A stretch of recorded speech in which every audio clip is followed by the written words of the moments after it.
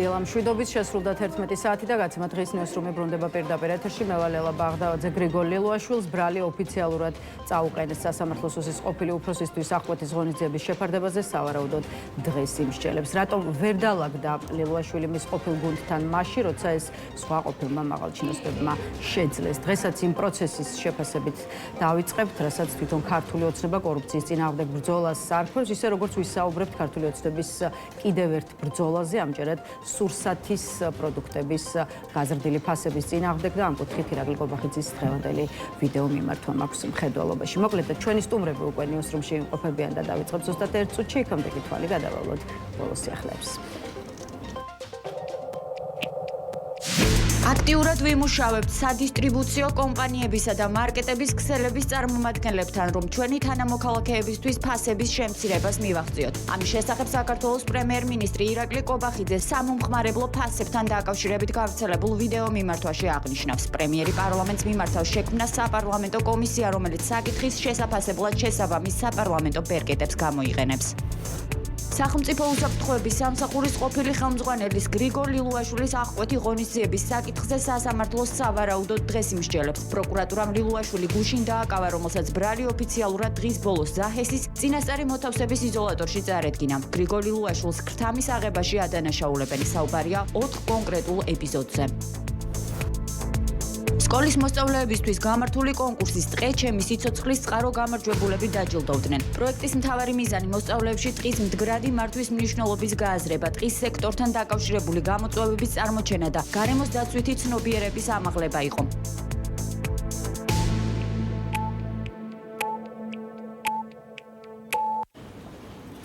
მაშასე ეს არის დღის ნიუსრუმი, კიდევ ერთხელ მოგესალმებით და წარმოგიდგენთ ჩვენს პირველ სტუმარს, კოალიცია ცვლილებისთვის ერთ-ერთი ლიდერი გიგა ლემონჯავა იმყოფება ჩვენთან და გამარჯობა გიგა და მადლობა რომ გვესწრებით. მოგესალმებით დილა მშვიდობის.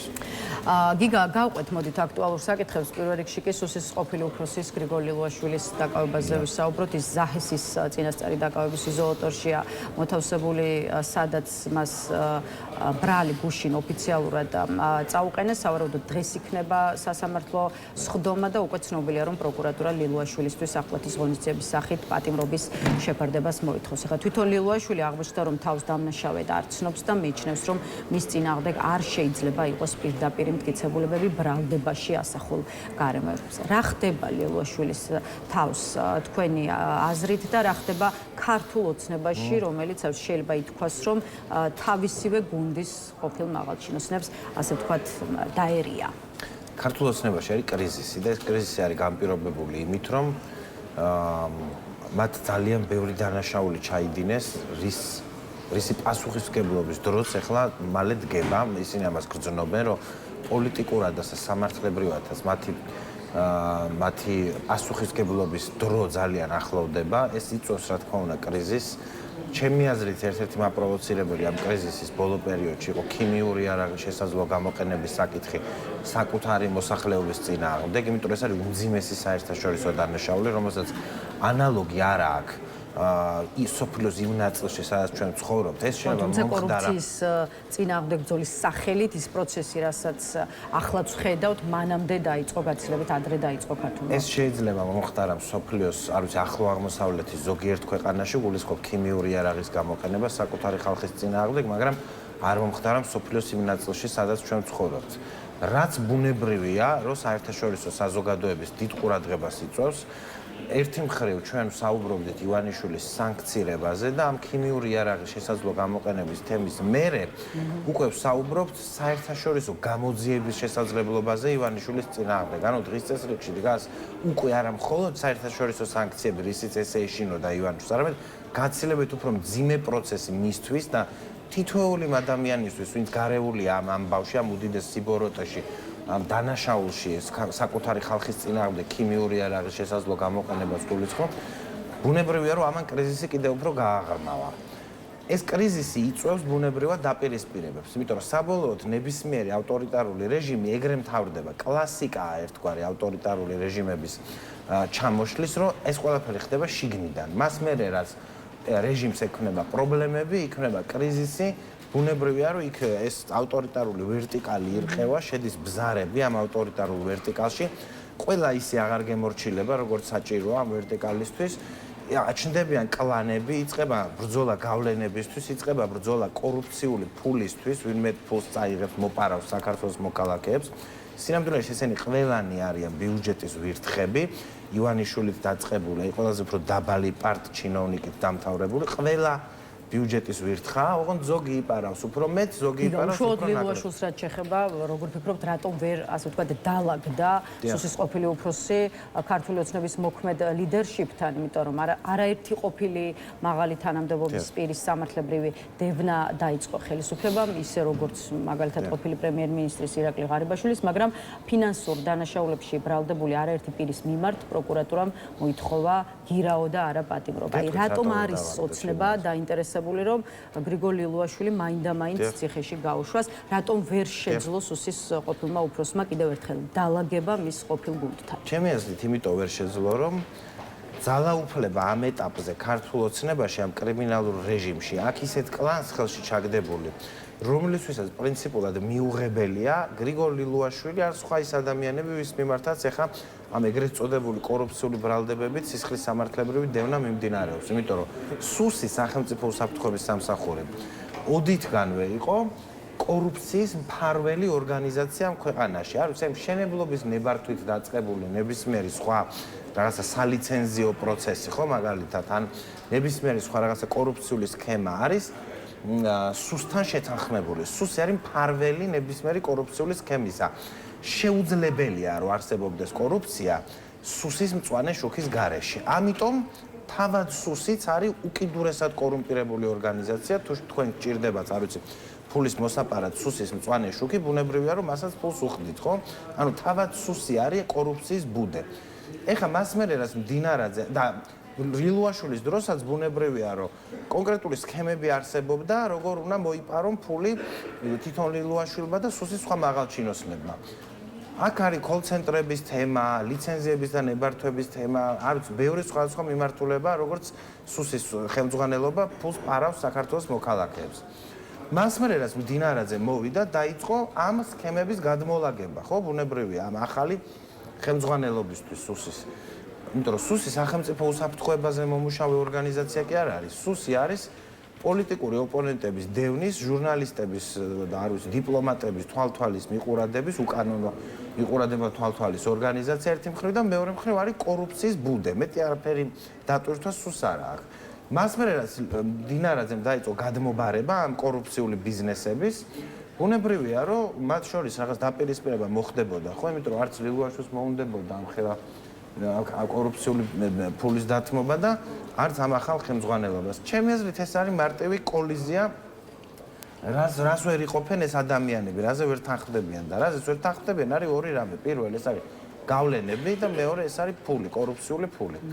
ამ დროს რა ხდება? ეხლა ამ დროს ხდება ის, რომ რუსეთისთვის კორუფციის ექსპორტი არის ეროვნული უსაფრთხოების ამოცანა. ანუ ის, რომ საქართველო იყოს კორუმპირებული ქვეყანა, ეს არის რუსეთის ეროვნული უსაფრთხოების მიზანი ერთ-ერთი. იმიტომ რომ ნებისმიერი კორუფციული ქვეყანა განსაკუთრებით სამეზობლოში არის ბევრად უფრო მარტივად მოწყვლადი, ანუ გავლენა, მტრული გავლენა რო აქ არსებობდეს, თუ კორუმპირებულია ქვეყანა, გაცილებით უფრო ადვილია, იმიტომ რომ მეტი შესაძლებლობა აქვს რუსეთს, რომ მისთვის მისაღები კონფიგურაციები შექმნა სხვადასხვა ველზე. და სუსი იმის მაგივრად, რომ ამას ებრძოდეს, ანუ კორუფციას ებრძოდეს და რუსულ გავლენებს ებრძოდეს. თავად არის რუსული გავლენების და კორუფციის ერთ-ერთი მთავარი წყარო ამ ქვეყანაში. ამიტომ ეხა არავის, ბოდი დავასრულე. არავის იმის არ ჯერა, რა თქმა უნდა, რომ კორუფციასთან ბრძოლას აქვს ადგილი აქ. ჩემთვის ერთი რამე არის ფაქტი, რომ რეჟიმის შიგნით არის სერიოზული დაპირისპირებები და ეს არის კარგი თითოეული ჩვენგანისთვის, იმიტომ რომ ნებისმიერი ავტორიტარული რეჟიმი ესე იშლება შიგნიდან. ერთია ვთქვათ, რა მტკიცებულებები შეიძლება არსებობდეს უშუალოდ გრიგოლ ლილუაშვილის საქმეში, თუმცა მე როცა მტკიცებულებებს და კომპრომატებსაც კი შეეხება საქმე, ცოტა სხვა კუთხით მინდა გკითხოთ. ბევრი ფიქრობს, რომ გრიგოლ ლილუაშვილს პირიქით იქით უნდა კონდეს ქართული ოცნების არაერთი მაღალი თანამდებობის პირის მიმართ კომპრომატები, ისე როგორც ბევრი რამ იცოდეს უშუალოდ ბიძინა ივანიშვილის შესახებ. აი ამ კუთხით რას ფიქრობთ, ესეც რომ გითხრათ, რამდენად შეიძლება სუსის ყოფილ უფროს, რომელიც მართლაც კარგი ხნის განმავლობაში იყო ერთ-ერთ საკვანძო და მაღალ თანამდებობაზე, კომპრომატები და გარკვეული ინფორმაცია იქით ჰქონდეს ქართული ოცნების კონკრეტული პირების, მით უმეტეს ივანიშვილის წინააღმდეგ. არ ვიცი, მონა ლილოაშვილი ჩვეულებრივი, აი სავარაუდოდ მე ჩემი ძაღლი არ მიჯერებს ისე, როგორც ბიძინას უჯერებდა გრიგოლ ლილოაშვილი ან ღარიბაშვილი, ამიტომ ძალიან ეჭვმეპარება, რომ რაღაც ეგეთ რამეებს ქონდეს ადგილი და სიმართლე გითხრათ, ეგ საერთოდ არ არის ჩემი აზრით მნიშვნელოვანი ამ პროცესში. მნიშვნელოვანი არის ერთი რამ, რომ რეჟიმის შიგნით მიმდინარეობს ძალიან მნიშვნელოვანი რყევები. იმ სამ სტრატეგიულ ხაზს, რომელზეც ჩვენ საუბრობთ, ეს არის პირველი, გულისხმობ გამარჯვების ხედვას, ანუ როგორ უნდა გავიმარჯვოთ ამ რეჟიმის წინააღმდეგ, ხო? ერთი მხრივ ეს არის საერთო სახალხო წინააღმდეგობა და პროტესტის არ შეჩერება და პროტესტის გაძლიერება, რაც შეიძლება მეტად. მეორე მხრივ საერთაშორისო წნეხის გაზრდა პირადად ივანიშვილის და რეჟიმის სხვა წარმომადგენლების წინააღმდეგ, რაც უნდა გამოიხატოს კიდევ მეტ საერთაშორისო სანქციაში და საერთაშორისო გამოძიებაში ივანიშვილის წინააღმდეგ ქიმიური იარაღის შესაძლო გამოყენების ფაქტზე საკუთარი ხალხის მიმართ და მესამე ეს არის რეჟიმთან არ თანამშრომლობა, მისი არაღიარება და ყველაფრის გაკეთება იმისთვის, რომ არალეგიტიმურ რეჟიმში დარჩეს ეს ეგრეთ წოდებული ხელისუფლება. აი ეს სამი ხაზი ფაქტია, რომ რაღაც შედეგებზე გადის. ყველაზე დიდი შედეგი არის ის, რომ რეჟიმის წარმომადგენლებს შორის, კლანებს შორის არის დიდი დაპირისპირებები.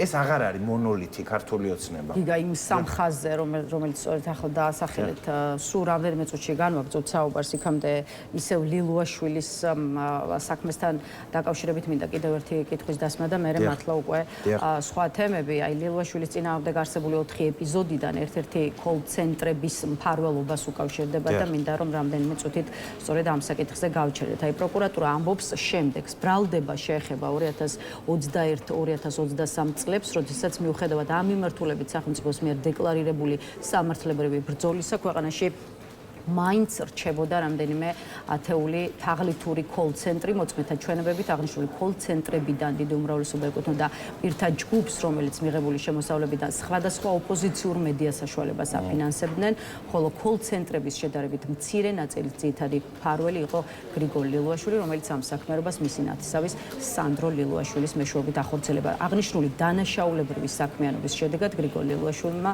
ქრთამის სახით სანდრო ლილუაშვილის შუამავლობით დაახლოებით $1,365,000 ამერიკული დოლარი მიიღო. ეს არის ამონარიდი პროკურატურის განცხადებიდან. რას გეუბნებათ თბილისში, როგორც ამბობენ, ლამის მართლა ყველა ფეხის ნაბიჯზე კოლ-ცენტრების გახსნა.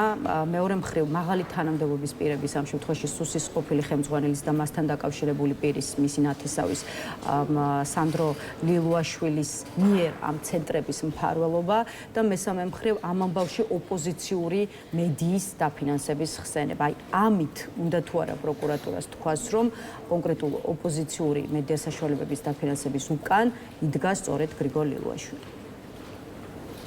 ერთი რა $1,300,000 ლარი ქრთამი არის ძალიან ცოტა ლილუაშვილისთვის, იმიტომ რომ ბევრად მეტი ეს მხოლოდ ერთ ეპიზოდზე. ხო, ანუ ჩემი აზრით არ ვიცი შეუდარებლად მეტი ექნება აღებული ქრთამის სახით და ზოგადად მოპარული სახელმწიფო ბიუჯეტიდან ან კოლ-ცენტრების ამ თაღლითური სქემიდან, კიდევ ბევრი სხვა სქემებიდან, არ ვიცი, ზღვაში წვეთი არის $1,300,000 ლარი სასაცილოა.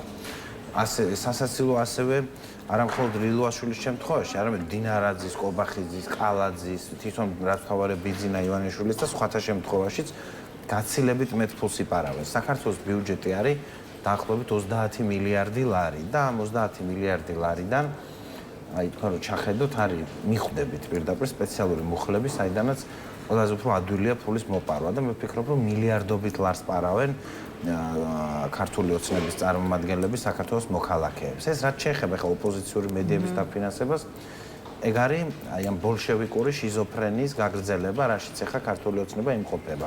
და სხვათა შორის დღეს დილით ვიდეო ნახე კობახიძის ფასებთან დაკავშირებით.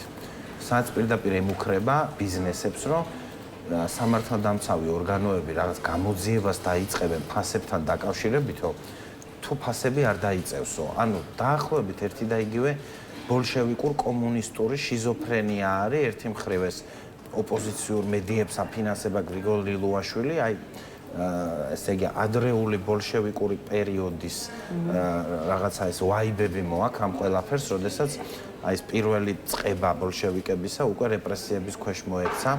ამ სტალინისტურ რეპრესიებში. გიგა, რადგან ეს თემა ახსენეთ, მოდით ვუთხრათ მაყურებლებს კონკრეტულად რაზეა საუბარი.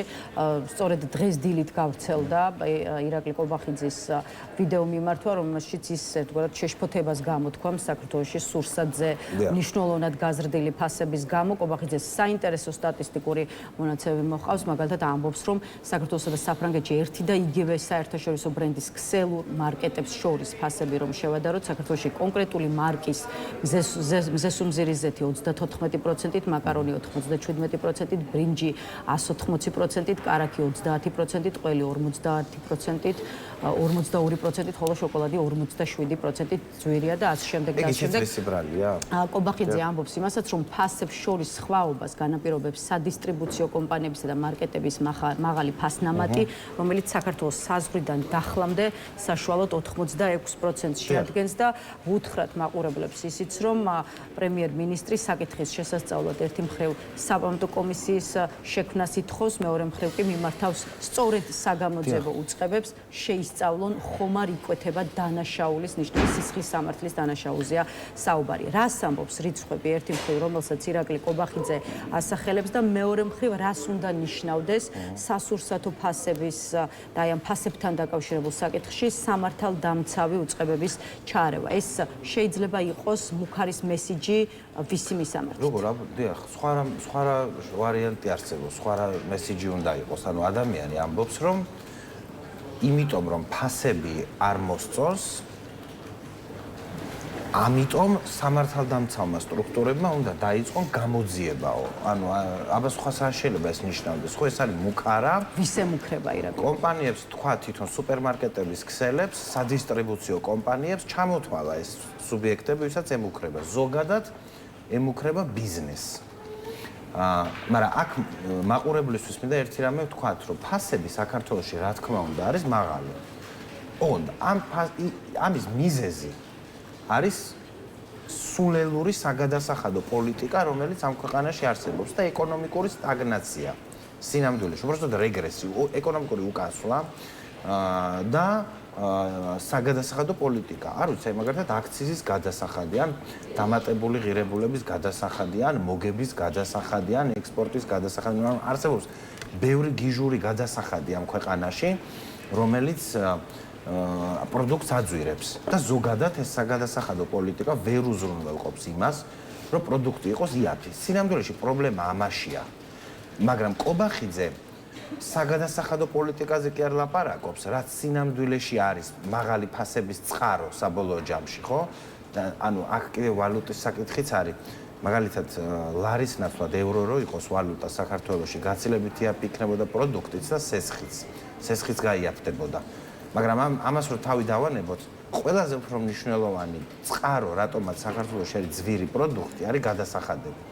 იმიტომ რომ ეს საგადასახადო პოლიტიკა არის სულელური აბსოლუტურად და არა ადამიანზე ორიენტირებული, არამედ რაც შეიძლება მეტი ფულის მოკაჩვაზე ორიენტირებული ბიუჯეტში, რომ ისევ მეტი იპარონ. ანუ კიდე ხალხისთვის რო ახსნათ, ხო, მაყურებლებს მარტივად. ორი ტიპის საგადასახადო პოლიტიკა შეიძლება არსებობს. ერთი, რომელიც მეტ ფულს უტოვებს ჯიბეში მოქალაქეს, რომ რაც უნდა ის შეიძინოს თავის სურვილისამებრ და მეორე, რომელიც რაც შეიძლება მეტ ფულს იღებს მოქალაქის ჯიბიდან, შეაქს სახელმწიფო ბიუჯეტში და მერე ამ ბიუჯეტს განკარგავენ კორუმპტაი ლილუაშვილისნაირი, მდინარაძისნაირი, კობახიძისნაირი ადამიანები, რომლებიც ამ ფულს მერე იპარავენ. კობახიძის და ივანიშვილის ამ კრიმინალური გუნდის საგადასახადო პოლიტიკა არის მეორე, რომ რაც შეიძლება მეტი ფული ამოაცალოს ჯიბიდან ადამიანს, შეიტანოს ბიუჯეტში, რომ მერე იქიდან მოიპაროს. ნახეთ და ეს კიდე პოლიტიკური თვალსაზრისით რა შეიძლება იყოს აქ ჩემი გზავნილი, რაც შეიძლება იყოს არის შემდეგი, რომ მას მერე რაც ეს რეჟიმი მიადგა პოლიტიკურ პარტიებს და დაატყვა პოლიტიკური ლიდერები, არასამთავრობო ორგანიზაციებს, კრიტიკულ მედია საშუალებებს, აქტივისტებს, ეხლა დადგა ბიზნესის დრო, როგორც სეგმენტის, იმიტომ და ბოდიში განათლების სექტორს მიადგა იქამდე, ხო?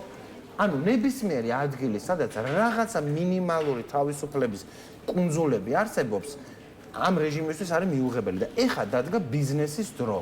და რაც უფრო მალე მიხვდება თითოეული ეს სეგმენტი, რომ გამოსავალი თავის ჩახრაკი არ არის და ყველაფრის გატარება ამ კრიმინალური რეჟიმისთვის, არამედ ძალისხმევის გაერთიანება და ერთობლივი ბრძოლა, იმიტომ რომ ეს პარტიული ბრძოლა არ არის, რაშიც ჩვენ ვართ მხოლოდ. ხო, ეს არის საერთო სახალხო წინააღმდეგობა ამ ქვეყნის გარუსების წინააღმდეგ.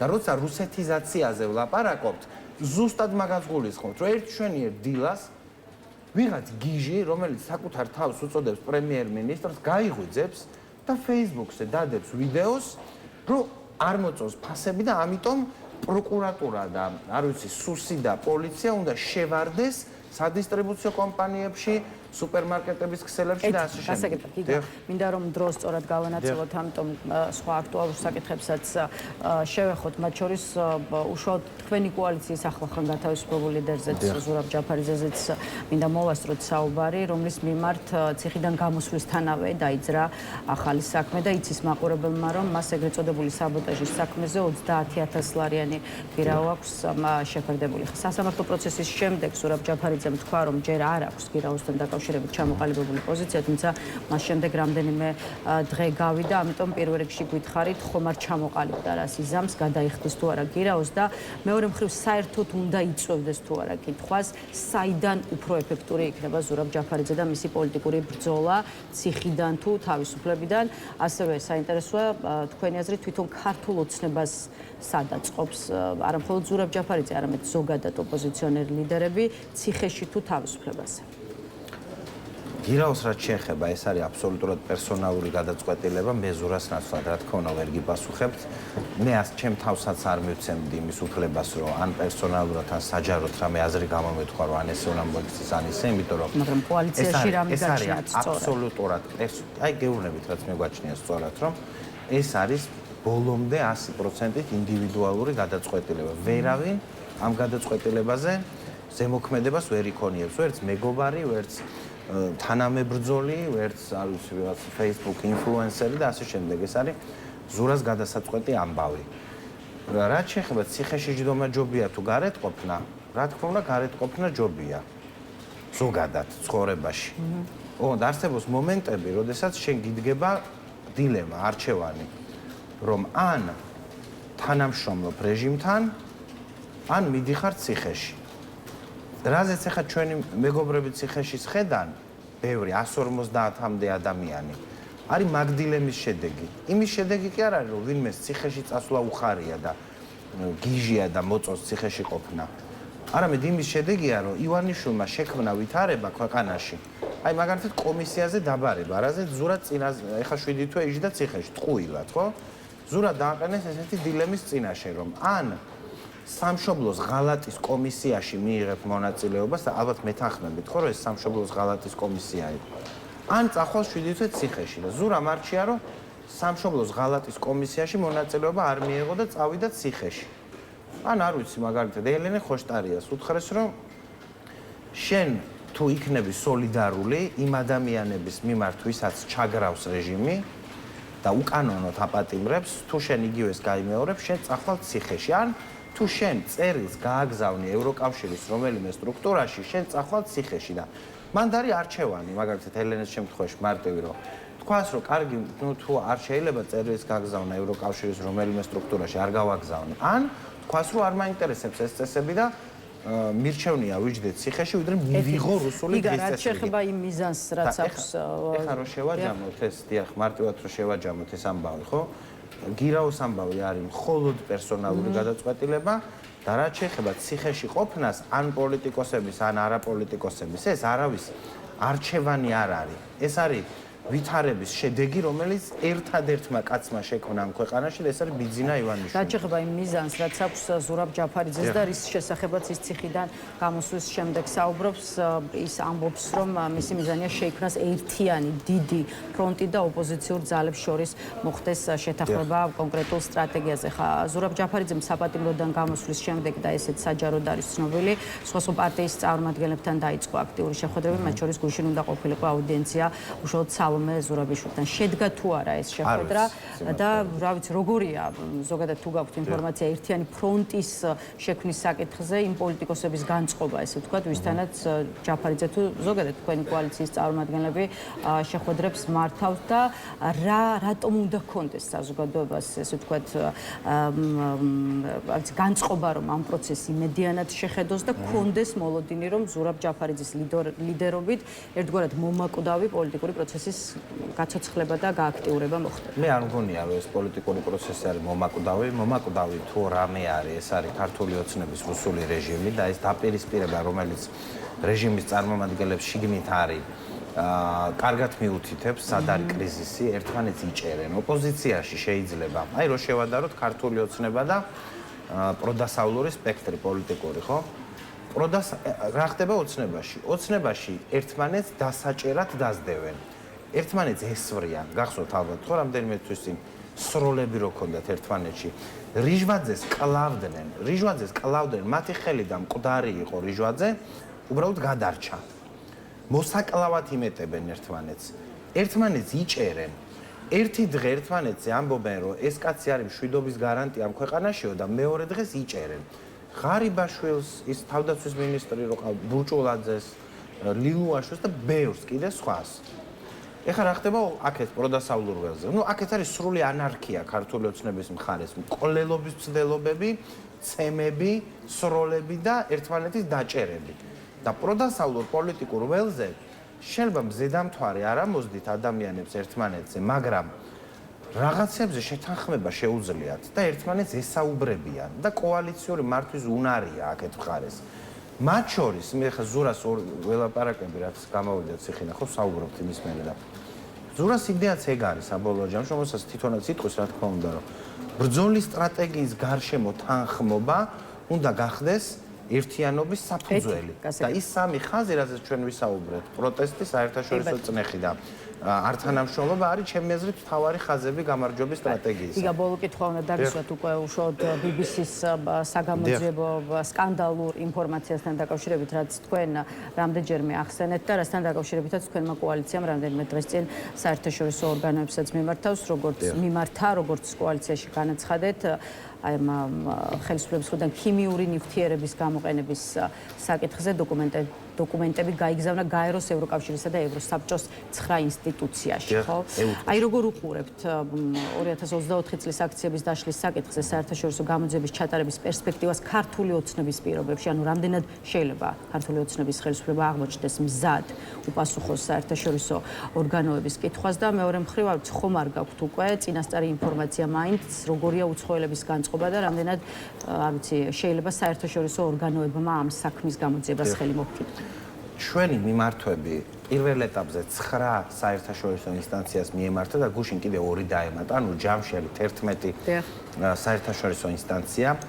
ნაწილი მათი არის გაეროს სპეციალური თემატური მომხსენებლები, მაგალითად წამების სხვა სასტიკი არა ადამიანური ან ღირსების შემლახავი მოპყრობისა და დასჯის შესახებ სპეციალური მომხსენებელი ან სასამართლოს შესახებ სპეციალური მომხსენებელი ან მშვიდობიანი შეკრებების და მანიფესტაციების შესახებ და ასე შემდეგ, ხო? ანუ ერთი დიდი მიმართულებაა გაერო. მეორე დიდი მიმართულება არის ევროკავშირი და მისი ინსტიტუტები, მათ შორის ევროკავშირის სპეციალური წარმომადგენელი ადამიანის უფლებებში. მესამე ევროსაბჭო და მისი საპარლამენტო ასამბლეა და ევროსაბჭოს სპეციალური წარმომადგენელი ადამიანის უფლებებზე. მეოთხე და ძალიან მნიშვნელოვანი მიმართულება არის ეუთო. იმიტომ რომ ეუთოში არსებობს სპეციალური საგამოძიებო მექანიზმი, რომელიც ირთვება 10 ქვეყნის ინიციატივის საფუძველზე, სულ 57 ქვეყანაა ეუთოში და 10 ქვეყნის ინიციირების საფუძველზე სპეციალური საგამოძიებო მექანიზმის აქტივაცია ხდება. ეს 11-ვე სადაც ჩვენ გავაგზავნეთ მიმართვები, არ არის შემთხვევით შერჩეული, იმიტომ რომ ამ 11-დან ნაწილის მანდატი გულისხმობს ერთი მხრივ უფლებამოსილებას და ზოგ შემთხვევაში ვალდებულებას, რომ სხვა საერთაშორისო ინსტიტუტებსაც გაუგზავნონ ანგარიში ამ საკითხების შესახებ. მაგალითად, ევროკავშირის შემთხვევაში ევროკავშირის საგარეო და უსაფრთხოების პოლიტიკაზე პასუხისმგებელ ორგანოებს. ან გაეროს შემთხვევაში გაეროს წამების საწინააღმდეგო კომიტეტს და ადამიანის უფლებათა საბჭოს. ანუ ამ 11 მიმართვა სინამდვილეში არის გაცილებით უფრო მოცულობითი. მოიცავს თუ არა გამოძიების პროცესი ქართული ოცნების თანამშრომლობის აუცილებლობას. მაგაზეც გეტყვით, საკმაოდ აქტუალური შეკითხვაა ეს, ბევრჯერ დაისვა ეს შეკითხვა. არსებობს საერთაშორისო ინსპექციის მექანიზმები, სადაც პირველ ეტაპზე საერთაშორისო ინსპექტორი სთხოვს ადგილსამყოფელი ქვეყანას, რომ მას გადასცეს გარკვეული მტკიცებულებები. ოღონდ ყველა ესეთი არ არის, ნაწილია ესეთი. მაგრამ მტკიცებულებების არ გადაცემის ან არასაკმარისად თანამშრომლობის შემთხვევაში ინსპექცია ჩვეულებრივად გრძელდება. ანუ რაც მოქალაქეებმა უნდა იცოდნენ არის შემდეგი, რომ ივანიშვილს არავინ არ ეკითხება, საერთაშორისო გამოძიება ჩატარდება თუ არა.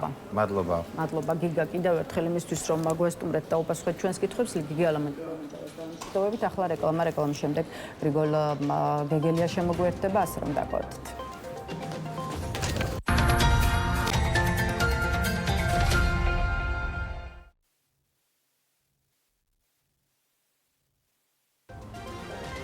მაშასე რეკლამა დასრულებულია, ბრუნდებით პირდაპირ ეთერში და გვერდება ჩვენი კიდევ ერთი სტუმარი ლელო ძლიერ საქართველოს საგარეო მდივანი გრიგოლ გეგელია. ჩვენთან ერთად გამარჯობა ბატონ გრიგოლ და მადლობა რომ შემოგვიერთით. მადლობა უწესთვის.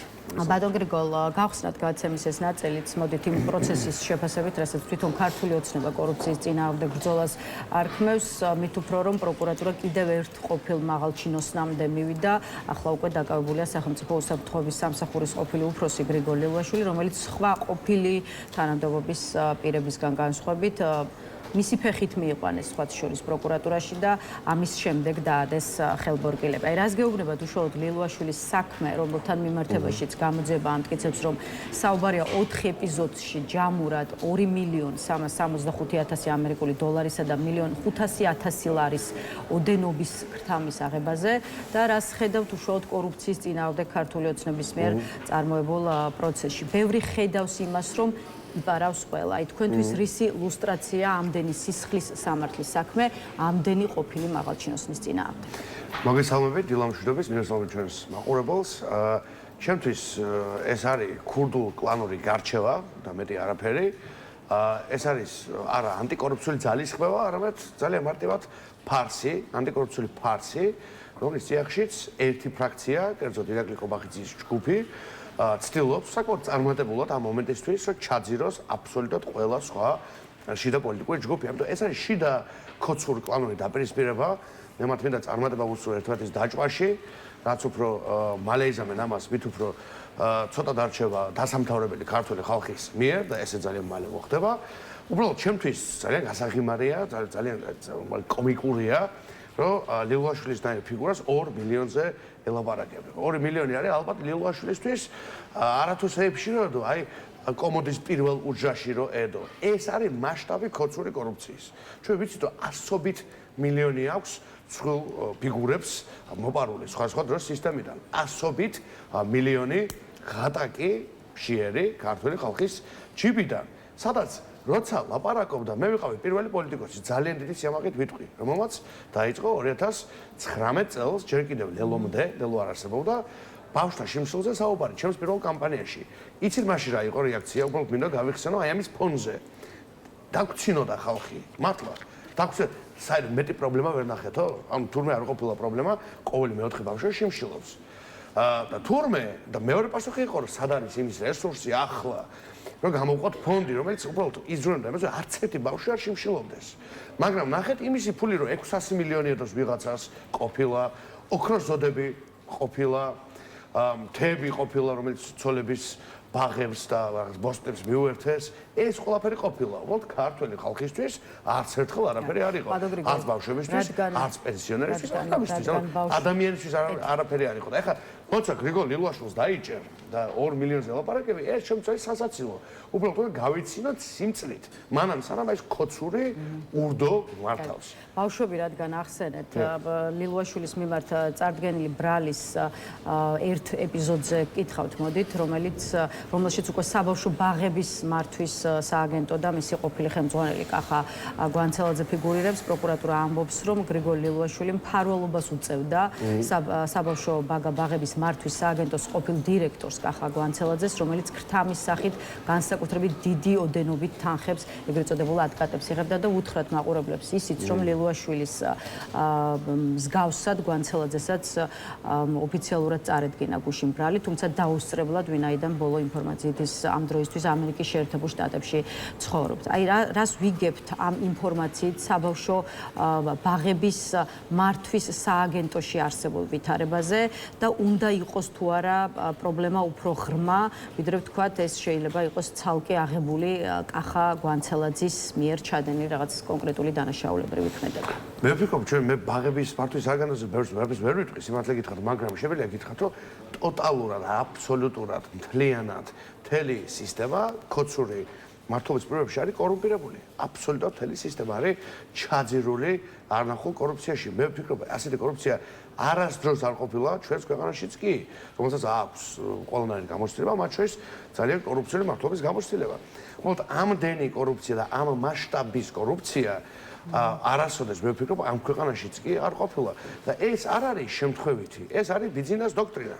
ბიძინა ივანიშვილმა არარაობები მოიყვანა პოლიტიკური ძალაუფლების სადავეში, ხალხი ნულოვანი გამოცდილებით, ნულოვანი რენომეთი, ნულოვანი იდეოლოგიით, ნულოვანი რწმენით, მათ მისცა საშუალება ეჯიჯგნათ ეს ქვეყანა, ეს ძალიან კარგად დალაგებული შიდა ეკონომიური სქემა არის. აბსოლუტურად არავინ არ ფიქრობს, შემთხვევით ხდება. ეს არის დოქტრინალური ამბავი. ეს არის ჩანაფიქრი, რაც ჰქონდა ძალიან ეფექტიანი ამავე დროს. საძაგელი, საძულველი, კრიმინალური, მაგრამ ეფექტური. ჩვენ ხედავთ, რომ მუშაობდა ეს სქემა ყოველ შემთხვევაში აქამდე, ხო? და მე ღრმად წავს, ეხაც მუშაობს. უბრალოდ ერთი ფრაქცია მეორეს ეუბნება, აი ყავს უთხრა, შერაშავი ხარო, ხო? როგორც არის ეს, ხო? აი ზუსტად ეგრე კობახიძე და სხვები რო ეუბნებიან, ეხლა ლილუაშვილსო, შენ როგორ კორუმპირებული ყოფილ ხარო. ისე ფასების პრობლემა გაახსენდა კობახიძეს 2025 წლის დეკემბერში, ამდენი წელი ამ ქვეყანას მართავს. და ახლა დღეს გაახსენდა დილით, რომ გაიღვიძა, გაახსენდა, რომ თურმე ესე იგი ბოლოს დეზერტების ბაზარში რო იყო, თურმე იმის მე როგორ გაძვირებულა ფასები, ხო? წარმოიდგინე, აი ამ ცინიზმში რო ცხოვრობ. ახლა ხოც მინდა რომ დაველაპარაკო და უთხრა, როგორ შეიძლება რომ ამას იტანდე? თუ არ ხარ, მართლა ლილუაშვილი და ვიღაც ვინც მიერთებული არის აი ამ ესე იგი პარაზიტულ სისტემას და ბიუჯეტით იქნება და კოლცენტრებით იქნება, მდიდრდება არნახულ სიმდიდრეს. იმდენი სიმდიდრე წაიღეს ამ ხალხმა, ესეც რო ძალიან მარტივად თქვა. აი არ ვიცი 10-15 თაობა რო იცხოვრებს, იმდენი სიმდიდრე აქვს თქვენი ფული, მეგობრებო, წაღებული, თქვენი ფული. თორე ისე იშოვონ საკუთარი ნიჭით ღმერთმა კაცო ბევრმა იშოვოს, მაგრამ ჩვენი ფული აქვს წაღებული. და მამაჩემს 62 წლის შრომის თავზე ქონდა 400 ლარი პენსია. აი ამ ანომალიას სახელი არ უნდა დავარქვა? კიდევ ერთი კითხვა. 13000 ლარი ხო თემის კონტექსტში და შემდეგ ის 1200 დაიმატა. ეს არ არის ანომალია? 13000 ლარი არ ეხო ხელფასი პარლამენტარს. და იმდენს აკეთებენ, ხო? აი არიციან როგორ დააჭირონ ამ წვანეზე ხელი, ხო? გრიგოლი, ის თემა რომ შევაჯამოთ, რასაც ქვია კორუფცია და რასაც ქართული ოცნება კორუფციის წინააღმდეგ ბრძოლას არქოს. ახლა ხელისუფლებამ ყოფილი მაღალჩინოსნებიდან არაერთის მიმართ, ვინც თქვათ რამდენიმე თვის წინ თანამდებობას ჩამოაშორა და მეტიც ალბათ შეიძლება იმის თქმაც, რომ გუნდიდან გაყარა სამართლებრივი დევნა დაიწყო, ამბობენ რომ შემდეგი სავარაუდოდ შეიძლება იყოს ინფრასტრუქტურის ყოფილი მინისტრი ირაკლი ქარსელაძე, თუმცა კულუარებში მსგავსი ტიპის ინფორმაციები არ ვრცელდება, მაგალითად ვახტანგ გომელაურთან მიმართებაში. როგორ ფიქრობთ, რატომ გადარჩა, ასე ვთქვათ, შინაგან საქმეთა ყოფილი მინისტრი ვახტანგ გომელაური, თუ კი რა თქმა უნდა შეიძლება იყოს იმაზე საუბარი, რომ ის კორუფციის წინააღმდეგ ბრძოლის სახელით მიმდინარე პროცესიდან მშრალად გამოწვია. ბელოში არ ვიცით გადარჩა თუ არა. და ბევრი ფიქრობდა, მათ შორის გუშინ წინლამდე, რომ ლილუაშვილის გადარჩა, მაგრამ როგორც ხედავთ, არ გადარჩა თუ ვერ გადარჩა დროებით მაინც. და ჩვენ ისიც არ ვიცით, რომ რეალურად რა პირობებში იქნება გასამართლდება, არ გასამართლდება, გირაუშობა, არაფერი არ ვიცით, ხო, რეალურად. გარდა იმისა, რომ ამ მომენტში იმყოფება ესე იგი იზოლატორში, ხო, მეტი არაფერი არ ვიცით რეალურად. და თან ლილუაშვილთან გვაქვს შეხება, ვიღაც არ არის, ხო? ძალიან მნიშვნელოვანი ფიგურა იყო კოცების კარზე და ძალიან დიდ ინფორმაციას ფლობს თითოეულ მათგანზე, ყველა ტიპის ინფორმაციას. ამიტომ ჩვენ არ ვიცით სად წავა ეს პროცესი. ამავე დროს კალაძის მიმართ ხედავთ პროგრეს ბანკთან, როგორც ირკვევა გარკვეულ კითხვებს თუ საგამოძიებო პროცესებს, რომელიც როგორც ახლა ხან გავიგეთ, თურმე ყოფილა ჩატარებული და ეს არის საგამოძიებო ტიპის პროცესები, რასაც მოვისმინეთ. ამიტომ ეჭვიჩდება, რომ კალაძესაც შეიძლება ემუქრებოდეს რაღაცა ტიპის მსგავსი, როგორ ვთქვათ, შეტევა, ასე ვიტყვით, მაგრამ ნახეთ, საბოლოო ჯამში მე ნათქვამია გადაეს და ხანდახან ვფიქრობ ხოლმე, რომ შეიძლება სწორად არ იყოს რაღაც რიტორიკული ამბავი. საბოლოო ჯამში ირაკლი კობახიძე მიადგება ბიძინა ივანიშვილსაც. და მე ძალიან ხშირად მიხუმრია ამაზე და მე მგონი შეიძლება სახუმარო მასალა რაღაც იყოს. მე არ გამოვიწყებ საერთოდ არც იმას, რომ ისეთი მონსტრი შექმნა ივანიშვილმა, რომელიც საბოლოოდ ადრე თუ გვიან მასაც გამოუყვანს სპეციალს მოხშირდა ამ ბოლო დროს იმდენად პოლიტიკოსების მხრიდან არა, რამდენადაც ანალიტიკოსების მხრიდან იმაზე საუბარი, რომ კობახიძისგან საფრთხე ემუქრება პერსონალურად ბიძინაევს. რა გაძლევთ ამ ვარაუდის საფუძველს, რა გაძლევთ საფუძველს იფიქროთ, რომ კობახიძის და მისი კლანის, ასე ვთქვათ, სამიზნე შესაძლოა თავისუფლად გახდეს პერსონალურად ბიძინაევს. მე საფუძველი არ მაქვს ამისი, გარდა იმ პოლიტიკური ლოგიკისა და იმ პერსონალური ლოგიკისა, რასაც ვუყურებ. ძალიან მარტივად. ნახეთ, თუ და როდესაც კობახიძე ჩათვლის მსგავს რაღაცას საჭიროდ, გამორიცხული აღარ მგონია, რომ ადრე თუ გვიან ის მიადგება თლად უფალსაც, ხო? მათ უფალსაც, მათ ორბიტაზე მთავარ ცენტრსაც, იმიტომ რომ კობახიძე ასრულებს რუსეთის დავალებას პირდაპირ. მე არ ვიცი მან ივანიშვილი სად არის, მე ვფიქრობ რომ ივანიშვილიც რუსეთის დავალებას ასრულებს, რა თქმა უნდა, წლები ამას უყურებთ, ხო? მაგრამ კობახიძე არის პირდაპირ ხელდასხმული იმისთვის, რომ შეასრულოს რუსიფიკაციის გეგმა. რუსეთი შეიძლება უპირისპირდებოდეს ბიძინა ივანიშვილს. ნახეთ, მე მარჩილობა არ მიყვარს ზოგადად, უმადური საქმე მგონია და არც არის ჩემი ამჟამინდელი ამპულის მთავარი ნაწილი, მაგრამ თუ რუსეთს დასჭირდა რომ ყავდეს მხოლოდ ერთი პირი განუზომლად უფრო მიმზიდველი, მათთვის იქნება ირაკლი კობახიძე, შემიძლია გითხრათ. რუსული დაზვერვისთვის ბევრად უფრო საინტერესო პროექტი, აი ესე ვთქვათ, მოდი, არის ირაკლი კობახიძე. ახალგაზრდა პოლიტიკურად გონიერი, თუმცა საშიელ უკეთურებაში იყენებს ამას, მაგრამ პოლიტიკური ინტელექტი გააჩნია, განსხვავებით ივანიშვილისგან, რომელსაც არავითარი ინტელექტი არ გააჩნია, თვითგადარჩენის ჩვევის გარდა. ამიტომაც რუსეთის საგარეო დაზვერვისთვის ირაკლი კობახიძე არის ფანტასტიკური პროექტი და მე არ გამოვრიცხავ, რომ მასზე კეთდებოდეს ბევრად უფრო მეტი ფსონი, ვიდრე ნებისმიერ სხვაზე. და თუ ნახეთ, თუ რამეს ეხლა ჩვენ ვუყურებთ ამ წამს ემპირიკით, მარჩილობა რო გვერდით გადავდოთ, ემპირიული პრაქტიკა, რაც ხდება რეალობაში, მოწმობს ზუსტად იმას, რომ ირაკლი კობახიძეზე არის გაკეთებული ძალიან დიდი რუსული ფსონი და ის პირწმინდად ახდენს ამ ქვეყნის რუსიფიკაციას. 10-დან 10 ისეთი ტემპით, ისეთი ხარისხით, როგორც არასდროს არაფერი გაკეთებულა ამ ქვეყანაში. აი ეს ხდება აბსოლუტურად გაულჩერებლად, შეუქცევადად ამ მომენტისთვის ჩვენი ქვეყნის ჩაფსვლა სამარხში. რამდენიმე წუთი დაგვრჩა და მინდა კიდევ ერთ თემას შევეხოთ, რაც თქვენ გარკვეულწილად ახსენეთ კიდეც რამდენიმე წუთის წინ და ვგულისხმობ სურსათის მაღალი ფასების საკითხზე პრემიერ-მინისტრის მიერ გაკეთებულ განცხადებას. აი სწორედ ირაკლი კობახიძის ვიდეო მიმართვა დაგვხვდა დღეს დილით, სადაც პრემიერი სასურსათო პროდუქტებზე ქართულ და ევროპულ ფასებს შორის სხვაობაზე საუბრობს. იზიარებს საზოგადოების შეფასებას, რომ ეს სხვაობა მართლაც დიდია და ამბობს, რომ სხვაობას სადისტრიბუციო კომპანიებისა და მარკეტების მაღალი ფასნამატი განაპირობებს, რომელიც საქართველოს საზღვრიდან დახლამდე საშუალოდ 86% შეადგენს. ირაკლი კობახიძე მოუწოდებს სამართალდამცავ უწყებებს შეისწავლონ სასურსათო ფასებთან დაკავშირებული საკითხი და დაადგინონ, ხომ არ არის აქ სისხლის სამართლის დანაშაულის ნიშნები, ისე როგორც მიმართავს პარლამენტს საკითხის შესაფასებლად შექმნას საბანკო კომისია. რა ხდება, როგორ ფიქრობთ, ვის შეიძლება აფრთხილებდეს ირაკლი კობახიძე და მეორე მხრივ რაშია მთავარი პრობლემა, როცა სურსათის პროდუქტებზე გაზრდილ, მართლაც მნიშვნელოვნად გაზრდილ ფასებზე ვსაუბრობთ. არ ვიცი, მართლა მარკეტების მარჟებში თუ აი ჩვენი წინასწარმეტყველი საუბრობდა იმაზე, რომ მთავარი პრობლემა საგადასახადო პოლიტიკაშია. ხო, დავიწყებ იმით, რომ პრობლემა არის მნიშვნელოვანი, ობიექტურად ძალიან მნიშვნელოვანი. ის გარემოება, რომ ირაკლი კობახიძეს ეს გაახსენდა 2025 წლის დეკემბერში, ჩემთვის არის მაჩვენებელი აბსოლუტური სიბრმავის, რაც ახასიათებს ამ რეჟიმს. იმიტომ ჩვენ ვიცით, ძალიან დიდი ხანია, რომ ფასები იზრდება არაპროპორციულად, იზრდება არაგონივრულად. მაშინ რატომ ახლა? ახლა იმიტომ რომ რაღაც გარკვეული პიარისთვის ჭირდება ერთი მხრივ და მეორე მხრივ რა თქმა უნდა ჭირდება რომ მოუჭიროს სავარაუდოდ ბიზნესებს დამატებით. და კიდევ ერთ ახალ იმიტომ ნახეთ ყველაფერი ასაც კობახიძე აკეთებს. მარტივი ახსნა ამ კუთხით, ხო, ყველაფერი ასაც ის აკეთებს, ჩვენ ვიცით რომ გარკვეულ ჩარჩოში ზის. ეს ჩარჩო არის ერთი რუსიფიკაცია და მეორე ავტორიტარიზაცია. არაფერს კლას ის არ აკეთებს. ამიტომ ძალიან მარტივად მისი პრაქტიკულად ნებისმიერი გამოსვლა მისი რიტორიკა, მისი ქმედებები შეიძლება ახსნა ძალიან მარტივად, როგორც ან რუსიფიკაცია, ან ავტორიზაცია. ძირითადად ორივე ერთად ხდება ხოლმე, ხო? იმიტომ რომ ჩვენთან ავტორიტარული პროექტი უნდა რუსეთს, რა თქმა უნდა, ხო, კორუფციული, ავტოკრატიული, ჩამყარებული ჭაობი არის რუსეთის ინტერესებში. იმიტომ ესეთი საქართველოს ვერცად ვერ წავა.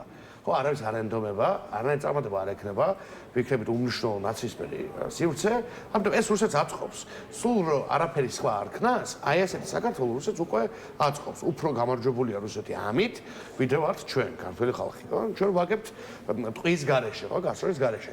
რაც შეეხება კონკრეტულად ამ საკითხს, მე ვფიქრობ, რომ ერთი მხრივ ხო, ფასების პრობლემა არის ძალიან უნდა მნიშვნელოვანი. ერეუდეს თუ არა სახელმწიფო კონკრეტულ პრობლემაში, მაშინ, როდესაც ეს პრობლემა მნიშვნელოვან ზეწოლას ახდენს, დარტყმას. ეს უკვე იდეოლოგიური საკითხია. მე მაგალითად ყოველთვის მივიჩნევ, რომ საქართველოს უნდა ქონდეს ჯანსაღი პოლიტიკა. არა ისე რომ ბიზნესი დააზარალოს, თავისუფალი ბიზნესი. რა თქმა უნდა ეს გჭირდება, ხო? თავისუფალი ბიზნესი საჭიროა იმისთვის, რომ ადამიანები დაასაქმოს, დოვლათის შექმნას, გადასახადი შეიტანოს. მაგრამ სახელმწიფოს უნდა გააჩნდეს სწორი პოლიტიკა. მე არ მწამს იმ იდეოლოგიების, რომელიც ამბობს, რომ სახელმწიფო საერთოდ არაფერს არ უნდა აკეთებდეს. არ მწამს, ხო? წლებია ვიცავ სხვა იდეოლოგიას და არაფერი ჩემი იდეოლოგიაში მაკუთქი და არ შეცვლა და ლელოცაც უნდა ვთქვა ძალიან სწორი პროგრამული ხედვა აქვს ყოველთვის, ხო? ოღონდ ჩარევის კი არა და ვიღაცისთვის ჩაქუჩის ჩარტყნის კი არა, არა, სწორი რაღაცების კეთების. და აი აქ მივდივართ პასუხამდე. რეალურად ის პრობლემა, რომელიც გვაქვს ფასების, გარდა საგადასახადო სისტემის პრობლემებისა და გარდა DGS-ი და ასე შემდეგ და ეს ძალიან ვრცელი თემაა და შეგვიძლია ცალკე კარგად ჩავშალოთ.